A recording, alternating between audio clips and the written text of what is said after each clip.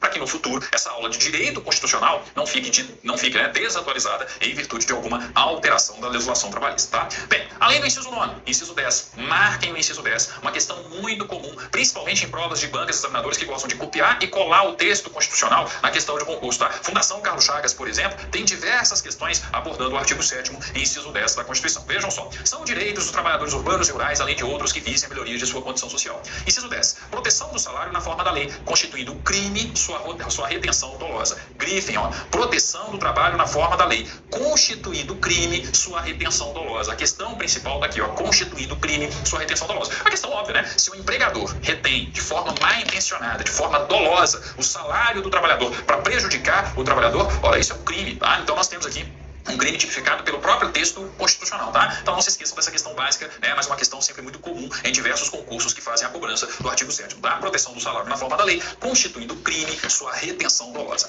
Inciso 11, participação nos lucros ou resultados, desvinculada da remuneração e, excepcionalmente, participação na gestão da empresa, conforme definido em lei. Não confundam o inciso 11 do artigo 7º com o artigo 11 da Constituição, tá? Algumas bancas examinadoras tentam fazer esse comparativo, dizendo que o artigo 11 é um exemplo do que está disposto no final do inciso 11. Vejam só o finalzinho do inciso 11 aqui, ó. E, excepcionalmente, participação na gestão da empresa, conforme definido em lei. Aí, quando a gente vai lá no artigo 11 da Constituição da República, tá? O que o artigo 11 determina? Nas empresas de mais de 200 empregados, é assegurada a eleição de um representante, desde com a finalidade exclusiva de promover-lhes o entendimento direto com os empregadores. Algumas bancas examinadoras afirmam, tá, que isso é um exemplo de participação na gestão da empresa. Afirmativa incorreta. O artigo 11 não está garantindo que esse representante dos empregados, dos funcionários, vai participar da gestão da empresa, tá? Está apenas instituindo uma regra onde vai ser necessária a eleição de um representante para que ele faça uma negociação e uma comunicação direta entre empregados e entre patrões, entre, né, diretores, enfim, entre a direção e os próprios, né, sócios, os próprios patrões de uma determinada empresa, desde que a empresa tenha mais de 200 empregados, tá? Então uma coisa não tem nada a ver com a outra, desculpa, eu não posso afirmar que o artigo 11 seja um exemplo do final do disposto aí no inciso 11.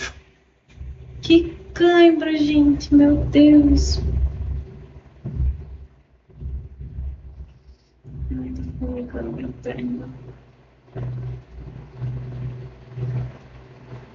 Que cãibra.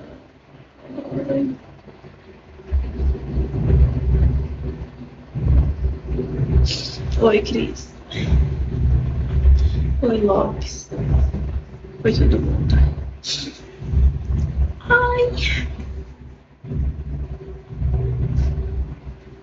Eu tava com a perna pressionando aqui, acho que cortou a circulação, mas só câimbra.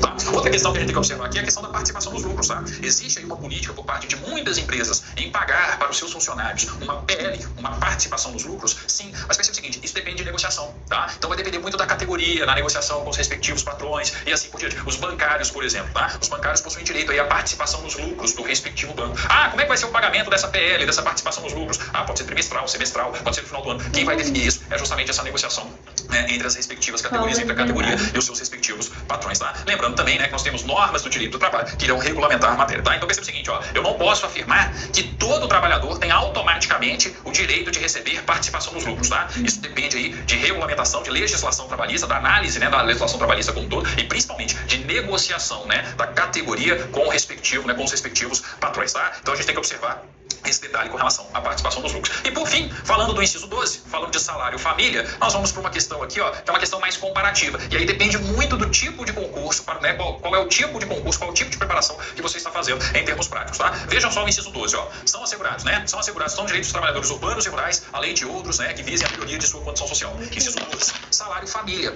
pagam em razão do dependente do trabalhador de baixa renda, nos termos da lei. Então existe uma regulamentação no âmbito da legislação trabalhista que vai dizer como se dá o pagamento do salário família. Não se preocupem com essa regulamentação. Uma questão de concurso aqui, ó, ela quer saber essencialmente o seguinte: existe o direito instituído na Constituição. Mas quais são as categorias? Quem tem direito ao recebimento do salário família, tá? Por exemplo, uma questão que vai ser muito comum a partir de agora, tendo em vista aí, né, a alteração feita pela emenda constitucional número 72. Os domésticos, eles possuem direito ao recebimento de salário família? Sim, mas depende de regulamentação, conforme, tá, a nova redação do artigo 7º, parágrafo único. Então, os domésticos que antes, tá, não possuíam direito a salário família, passaram a ter esse direito, mas depende de regulamentação, tá? Então, eu tenho que lembrar que tanto aqui nós temos a necessidade da regulamentação, como lá no texto texto do parágrafo único do artigo 7º, na nova redação do artigo 7º, parágrafo único, desculpe, né?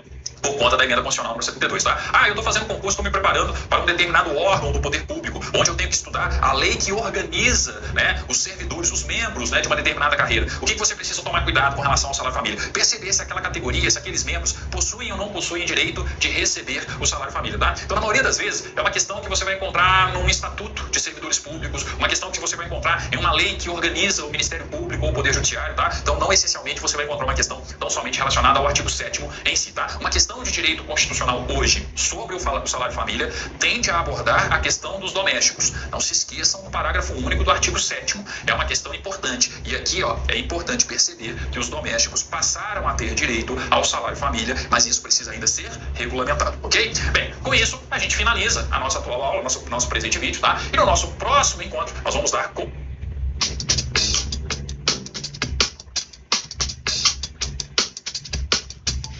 de volta com o artigo 7º da Constituição da República, de volta com os direitos assegurados aos trabalhadores urbanos e rurais, além de outros que visem a melhoria de sua condição social. Vamos retomar a partir do inciso 13, só que vamos analisar não somente o inciso 13, mas também o 14, o 15 e o 16. Falam, né,